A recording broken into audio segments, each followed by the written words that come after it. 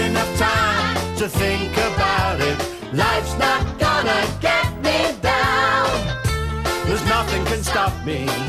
Gonna make it in this town. I've got a rainbow in my pocket.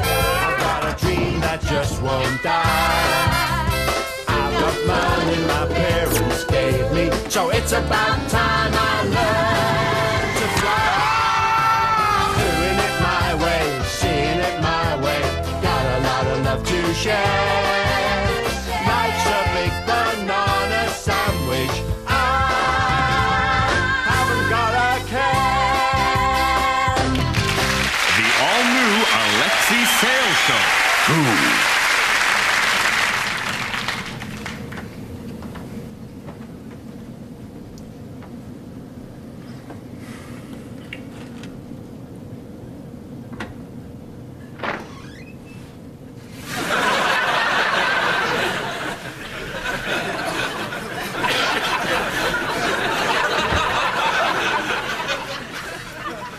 Can I help you, sir? Yes. Could you tell me the pilot's name again, please? The pilot? It's James Cartwright. And, is he a puppet at all? Yes, he is. All our pilots are puppets. Puppets, well, they can fly planes now, can they? More or less. They have a little trouble pressing buttons. Not much power in their hands. But it's nice for the kids. You seem remarkably calm about all this. Outwardly calm, yes. Inside, I'm running about screaming at the top of my voice. Well, you don't think... Exactly. I don't think they'll be able to land the plane. God knows how they got it off the ground. I don't think we'll be lucky again, though. Anyway, I hope I put your mind at rest. Would you like anything to drink? Approaching runway, Captain. Right.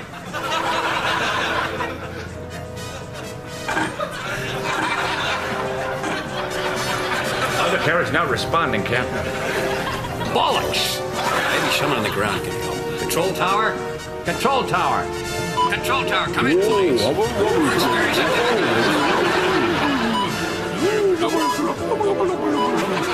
Well, looks like we're gonna crash. Oh well, at least we got to fly a plane.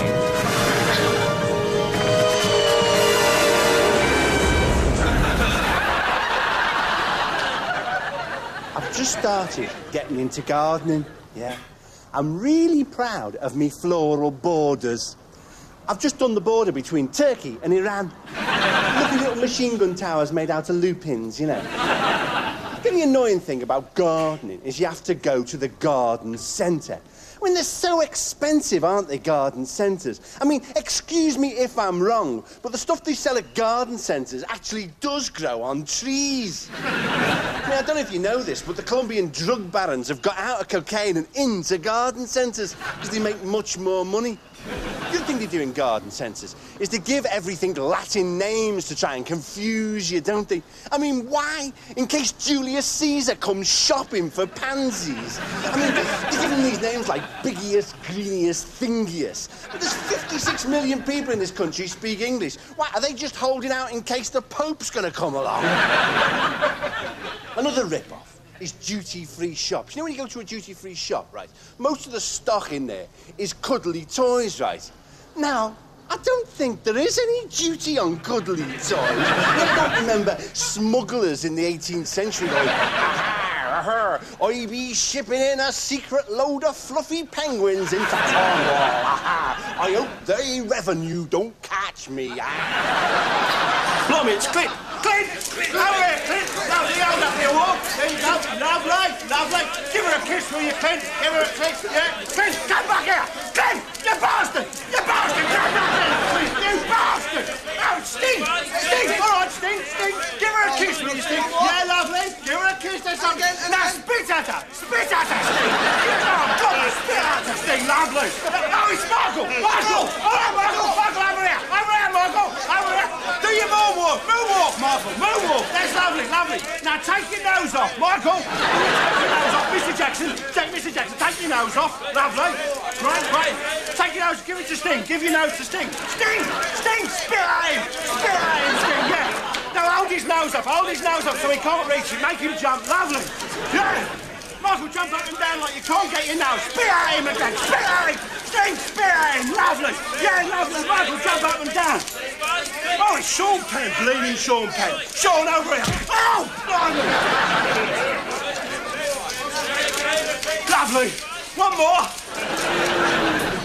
I wouldn't bring a child into a world like this.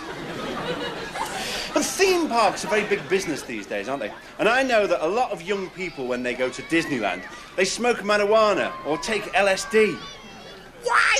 I mean, how weird do they want it to get? I mean, the place is full of 8-foot talking mice as it is. I mean, who needs acid when you're floating down a stream in a plastic log being sung at by mechanical rabbits? Disneyland is only one part of a giant media empire, isn't it, which covers films, video cassettes, and even computer games, because a lot of successful films these days in the States are now made into computer games, and the British film industry is not being left behind. I've just bought the Nintendo version of Howard's End. The object of the game is to have a tea party while exposing examples of latent homosexuality in Edwardian Britain. I used to be mad on video games, though, you know, and I was playing one. I was really mad, you know, on Sonic the Hedgehog, until one day it seemed to me that trying to get the little blue hedgehog to save all the mechanical animals with his fairy foxy friend, it seemed somehow pointless. Two drunken Englishmen are accidentally sucked into an ever-changing vortex of past and future ages. Doug Hatton and Tony Kirby, without a change of clothes in several months, now tumble helplessly towards an exciting new adventure along the infinite corridors of time.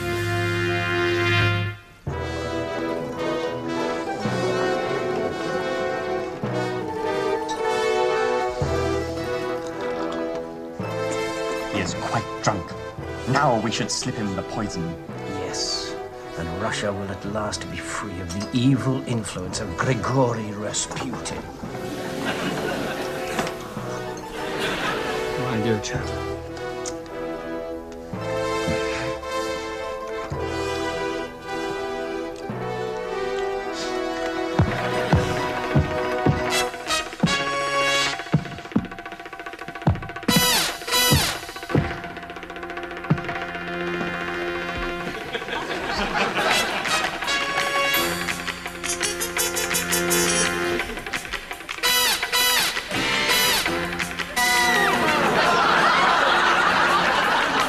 Drunk in Time. This week, Rah Rasputin. They seem to have landed in Russia just before the revolution, possibly just before Rasputin's enemies tried to poison him. Oh, my God. You mean? Exactly. What?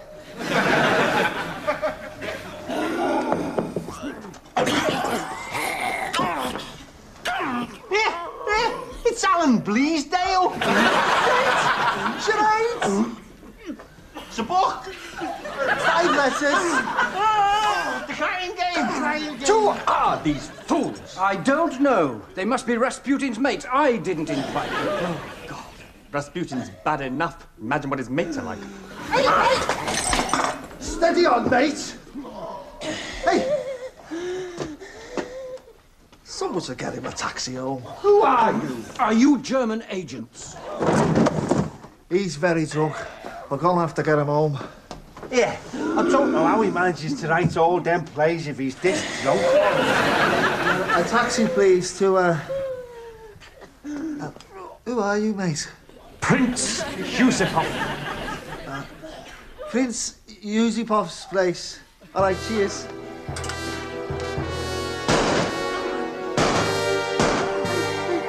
Keep the noise down, mate. The neighbours will complain. The bullets do not affect him. He's used to criticism. Taxi! Come on, there you all. Nice lie down. They're helping Rasputin escape. They're breaking the golden rule, interfering with the course of history.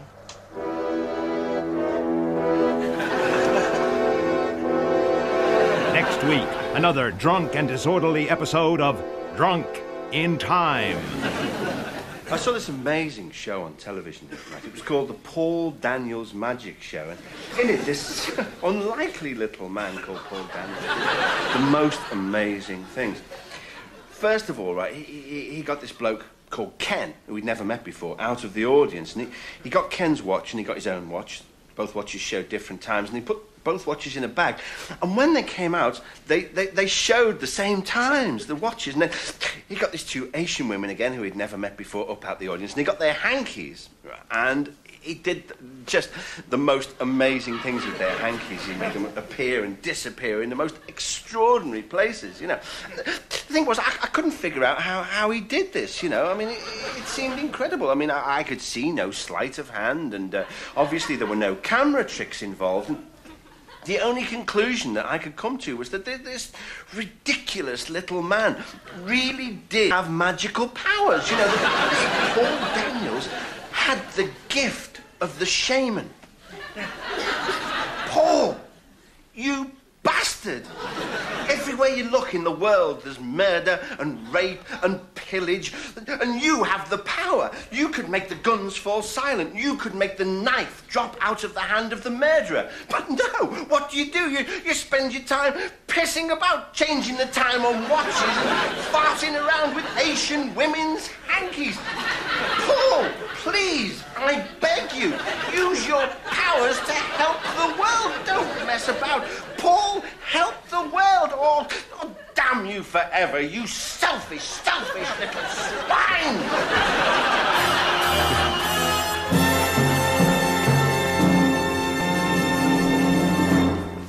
How you diddling?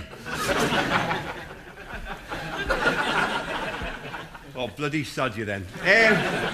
All right, Bobby Chariot here, tough warm-up man here to keep you laughing and smiling during the recording breaks. All right, anybody here from London?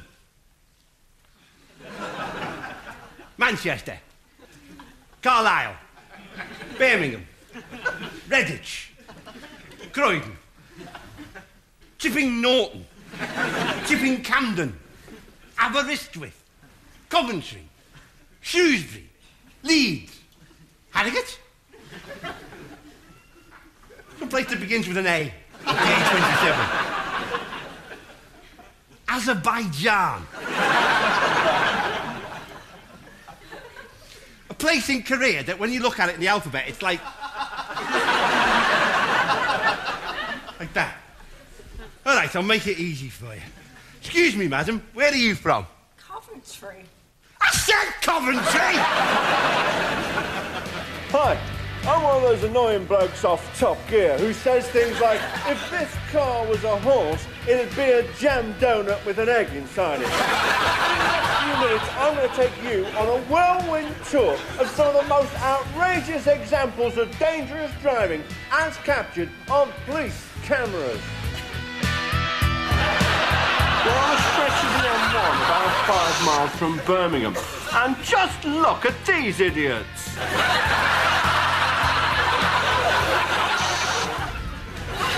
This genius has obviously thought it would be a good idea to give his dog a driving lesson in a busy car park. A classic mistake. Watch what happens. Oh, no. It's quite wet. Most drivers are being sensible. But look at this fool. Water skiing on a motorway restricts the driver's vision and prevents other cars from overtaking safely. What's this idiot doing? Get off the road! Get off the road! When I'm on stage or in front of the camera, I'm really focused, My mind's working overtime. It's a vacuum cleaner factory just outside Chester, which is why I talk such rubbish. But I'm glad I'm in show business. It's better than when I used to work in an office. God, I hated that. I mean, commuting was horrible for a start. You know, in Japan, they employ people on the railways to push commuters onto trains. In Britain, they employ people to push commuters off trains. Which explains all the people falling out the doors of intercity expresses. It was terrible, though, commuting, because I had to get the train to work, right? But I always used to fall asleep, go way past me stop, and end up at a good sidings just outside Carlisle. So what I did one day was, I got this sign and I hung it round my neck, and it said on it, "My name's Alexei, please wake me at London Bridge." Fell asleep, woke up in a goods yard just outside Carlisle. And in my top pocket was this note. It said, "Alexei, wake up, we're at London Bridge." And when you got to work, that was horrible as well. I mean, offices, right? At offices, there's more empty little rituals than at a Catholic mass. The first empty ritual that you get in an office is the holding the lift door open dance. Now, this is when you get in the lift, right, you're really late, you press the button for your floor, and you see somebody in the distance running across the floor saying, "Hold the lift, hold the lift." But you don't want to hold the lift because you're late, right? But on the other hand, you don't want to let them know that you're not holding the lift. So what you do is you do the holding the lift door open dance, where your hand hovers just over the door open button, but you don't press it, you go, I'm pressing the door, I'm holding the door. And as they get to the lift, the doors go boom, like that. The other empty little ritual is the holding the door open dance. This is where you're walking along a long corridor, got lots of double doors, fatak, fatak, fatak, right?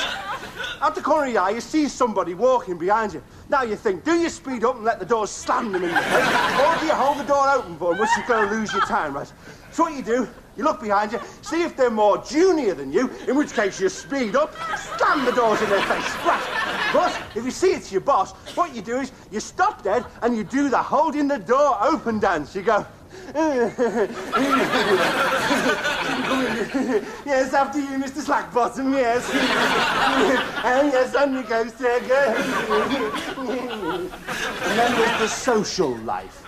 Like, lots of people in offices have affairs, right? But they think that nobody else notices. But their body language always gives them away. You know, they're going, Miss Jones, could we have just a meeting, a quick meeting, please? Oh, yes, Mr.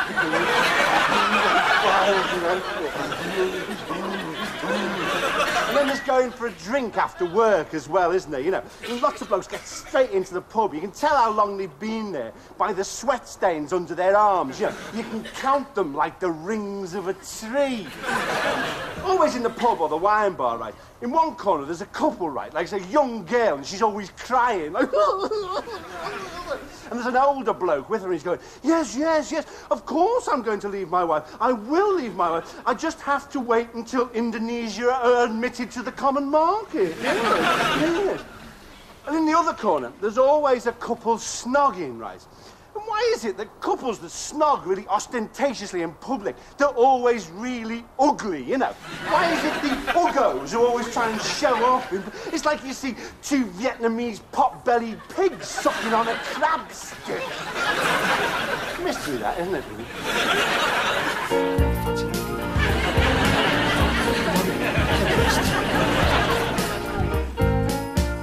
Oh, all right. Welcome back to Menstrual Cycles, Britain's only all-woman bicycle shop and drop-in coffee bar. Well, it's not the only one, actually, but it's the only one that does not serve men. Well, no, we do serve men, actually, but we make faces at them behind their backs. Anyway, hi, I'm Spike, and this is Nancy. And we'd like to thank Hackney Community Cable for giving us this slot, the popular 2 a.m. to 2:02 a.m. slot, to talk about bike maintenance and the problems of being a lesbian in the modern world, because, we're lesbians! Yeah, the leader of our feminist group, our women's group, says that we should say it right out as a political statement. Although, seeing as she smokes a pipe and is the only woman butcher in the south of England, it's probably over-egging the pudding in her case. As soon as we meet somebody, we declare our sexuality. In fact, I think the postman's getting a bit sick of hearing it. Anyway, Nancy, I believe this week you wanted to talk about job discrimination against women.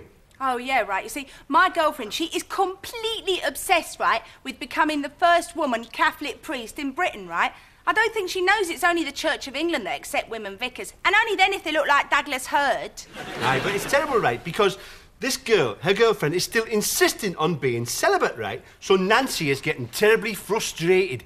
And last night she had an erotic dream about Margaret Beckett. Oh, leave it out, person. Anyway, listen, we got to go now, but stay tuned for the Afro-Caribbean mini-cab hour coming up next. Aye, and this week they're going to tell you where you can buy them air fresheners that look like little crowns, you know? Anyway, respect, Nancy. Respect back at you, Spike. All right, Alf, what gags have you got for me? Yeah, that's not a bad one. Yeah, quite a good one, yeah. No, you see, Alf, can't do that one, you see. It's racist. It's racist. Can't do it. Not since Schindler's List, anyway. That's a Tom O'Connor one, isn't it? Now, you see, that one, that's just plain weird. You can sell that to your alternative comedian friends, but not to me, all right?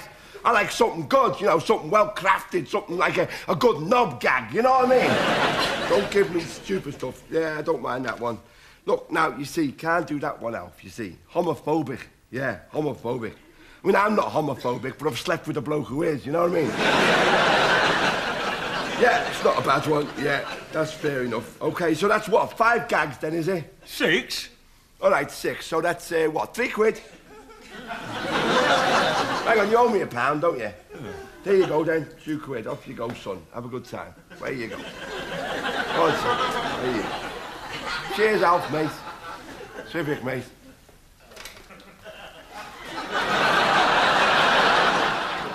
In retrospect, it was easy to see that the social experiment that was the Soviet Union was doomed to failure, because it was one of the central planks of the communist Soviet system that all industries and all farms were run as cooperatives. Well, I mean, everybody knows the co-op's crap, don't they? I mean, all of Russia must have been full of Sayle shop assistants in bright nylon overalls going, oh, no, we haven't got any of those, no. Oh, no, we've only got one kind of bacon, streaky. It was ordinary bacon, but we put it in the washing machine and it went all streaky. Oh, sorry, excuse me a minute. I've just had an idea I want to get down. I'll just record it. Do lots of funny jokes and amusing sketches in the show.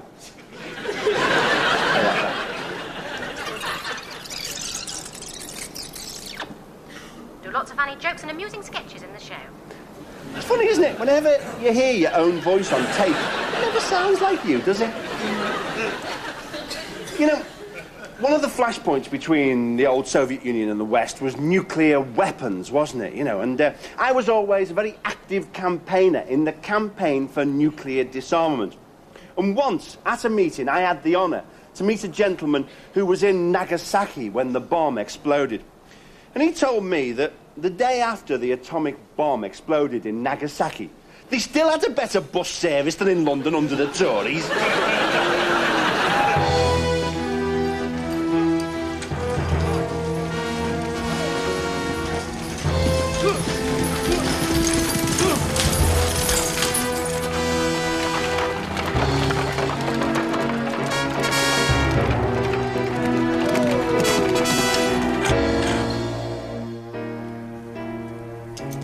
Get out of the carriage, de Malafont. De cares. Stay there, my precious. Ah, I see you're accompanied by the beautiful Mademoiselle de Malafont. Impudent scoundrel. If only the Marquis of Granby were here. Ha! That lumbering fool. He's far... I'd recognize the sound of those hoofbeats anywhere. Curses! Now, you bounder, see how you fare against the Marquis of Granby.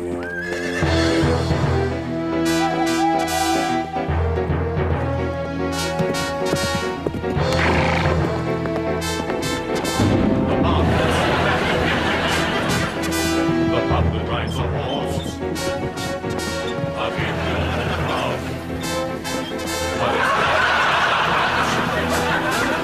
The Marquis of Granby.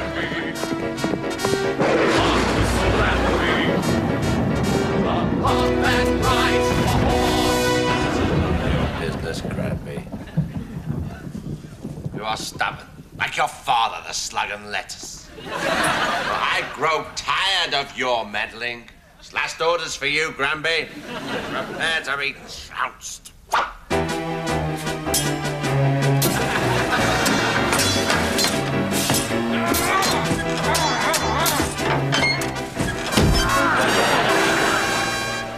manner of pub is this? I had struck it 2 score times and more, and still it stands. For a pub, he is uncommonly agile. No! No!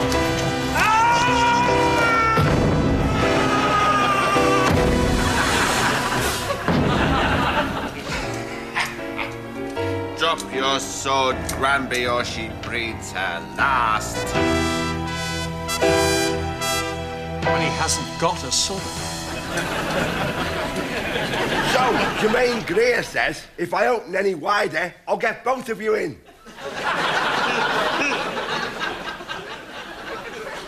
It's a grower, honest. Alf! Alf! I need a joke, quick. I got one now. Give us a joke, quick, I've run out.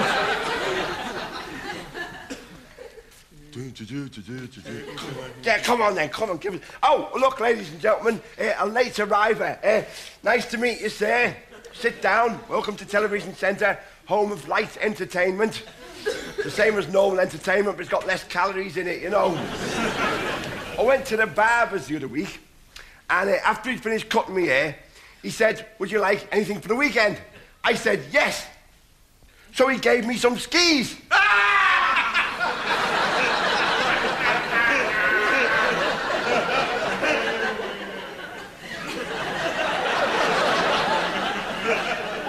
Shut up, Alf.